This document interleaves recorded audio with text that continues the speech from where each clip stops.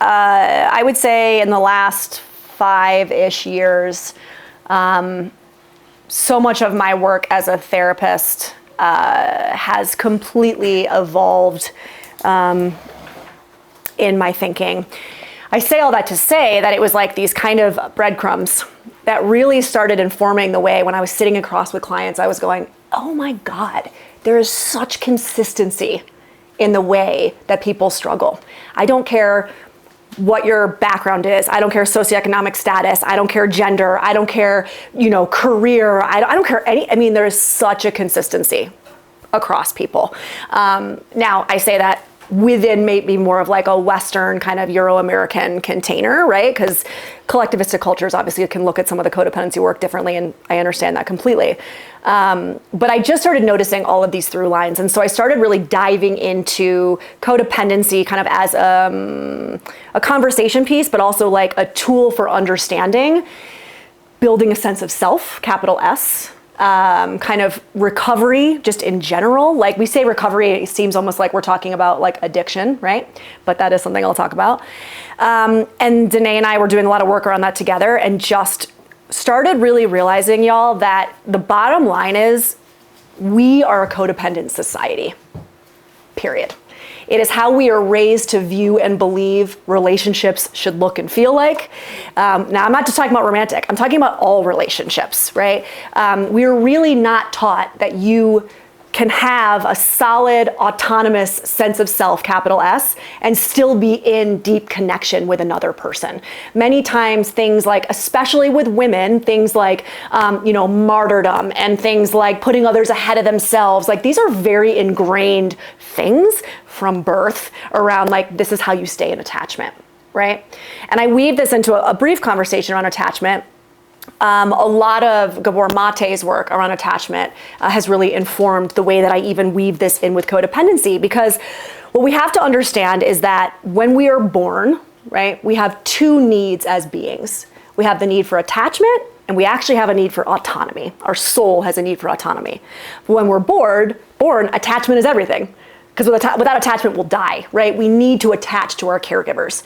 So we are born with things like mirror neurons, for example, so that we can actually have, this person is hurting, so let me like change the way that I respond to that. It's that empathic kind of ability. So there's nothing wrong necessarily with being able to kind of attune to other people, be empathetic, all of these things.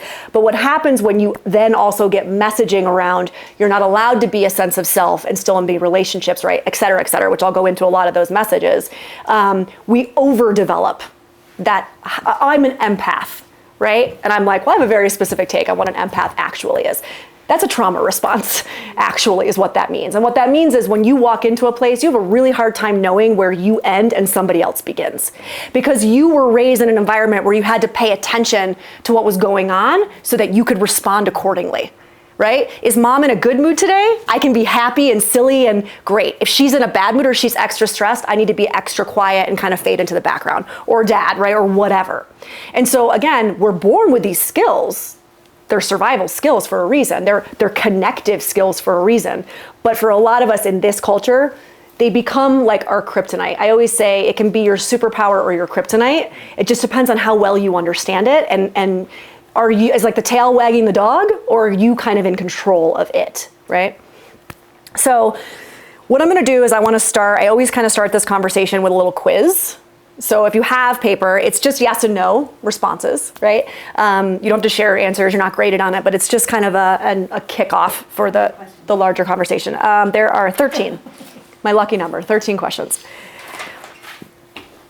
And then also before I start this too, I wanna say that I know the term codependency, and this is part of kind of my mission, is really misunderstood, I think, in psychology. I think because the term in and of itself, I wish I actually had a better term, I would just use a new one, comes from the world of addiction.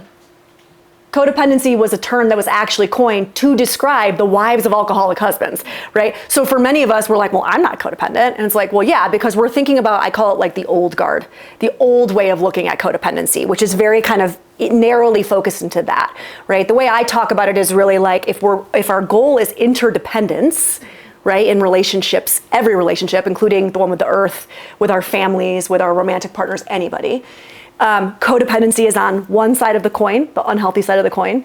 Hyperindependence is on the other side of the unhealthy coin, and interdependence is somewhere in the middle, right? And so the goal is to kind of, with everything, figure out where we're in the extreme and slowly start to work into the middle ground. And that goes for all healing work.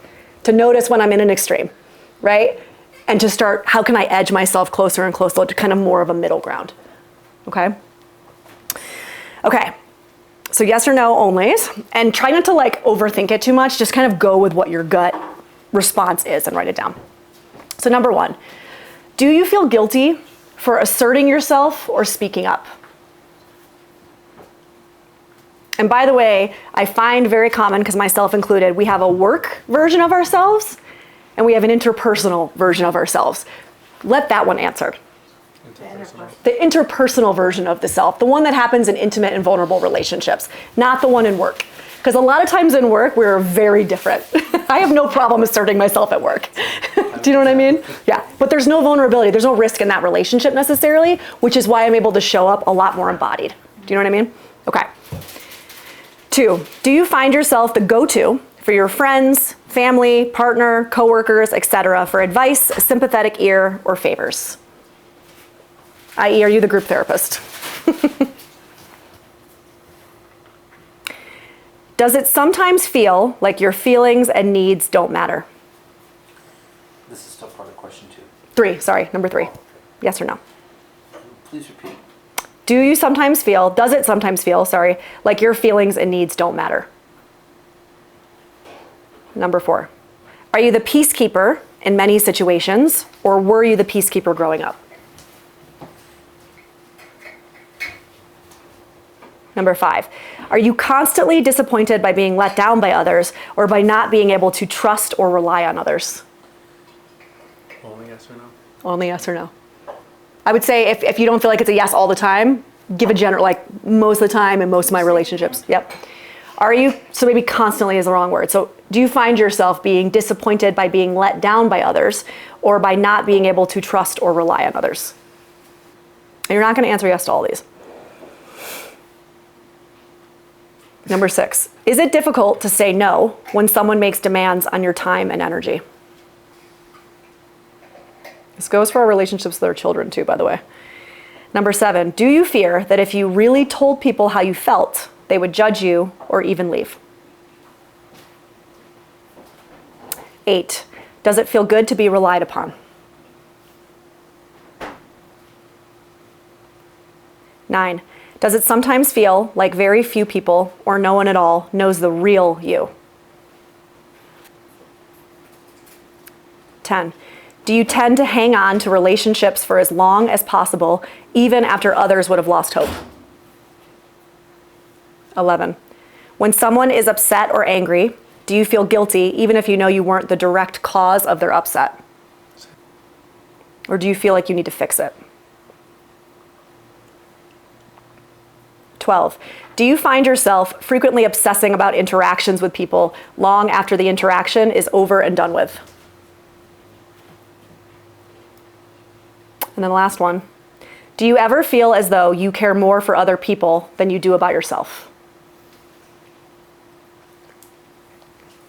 So just do a quick tally and see how many yeses out of that 13. Just kind of write that number down. And then, it's not an even number, so I do this to myself every time, but let's say half. So how many in here said yes to at least 6? I was like, really? I was like, I'm gonna call bullshit on that. Okay, so here's what I've learned. I thought you were going to go like higher, like I'm just saying 8, half. 10, Now, okay, so how about 8? 11. 8 or more? I have 9. Okay, 9 or more, yep, 11, okay. So I have run this quiz part of this workshop hundreds of times at this point over the last probably 5 or so years. I've done it with groups of 5 or 6. I've done it with groups of 150. I have never done this before where there's not at least 75% of the participants that have got at least half or more, and at least half the participants that are not like 8, 9, whatever, right? Like those numbers are almost always kind of accurate. And this is where I start to talk about the fact that, yeah, like welcome. We live in a codependent society. This is the way that we're trained to relate to other people, the way that we're trained to relate to ourselves, right? Now, the thing about this quiz that's really interesting is I've also got people who have taken it over the years multiple times. They'll come back, they'll do another 101 kind of workshop with me. And I use this quiz, I'm like, this is great, because really what happens is when you start to do this work, you can use this as a barometer to be like, I used to say yes to 9, now I say yes to 6, right? As an example. Or I used to say no to this one, and now all of a sudden I'm saying yes to this one. That one happens too sometimes. We almost like course correct or over kind of compensate sometimes. So I'm happy to send you all this quiz too, just to have, because it is a really interesting like touch base, right? What's a healthy number to have, yes or no? I mean, I don't love the word healthy when it comes to this because, For lack you of a know, better term. I wouldn't say there's a number that I would consider healthy. I think it would be about the understanding of what it is that you're talking about, the self-awareness around it, the ability to kind of work towards and evolve within that category, and to have like for example, with my mom, there's always, and that's like probably one of my most difficult relationships, there's always gonna be situations where I say yes to some of this shit, but my awareness around it now is so different. I don't do it unconsciously. A lot of times I do it and I'm like, I am actively choosing to do this thing to actually maintain the homeostasis of what's happening right now, and I'm okay with it. I don't feel like I'm self-abandoning in doing that. I'm doing it very consciously. Do you know what I mean? So that's why I say it's not like an easy answer to say yes or no. It's more about like your relationship to kind of each of these categories. Now. I have a lot of parentheses, yes and no. Yeah, right. Both. No. Well, and that's why I was saying work self versus like there's parts of ourselves, right? And I like to examine that even when I'm doing like individual therapy, because it's like, in what relationships are we self-abandoning and making ourselves smaller in order to keep attachment? And then in what places are we less afraid of that, right? And why?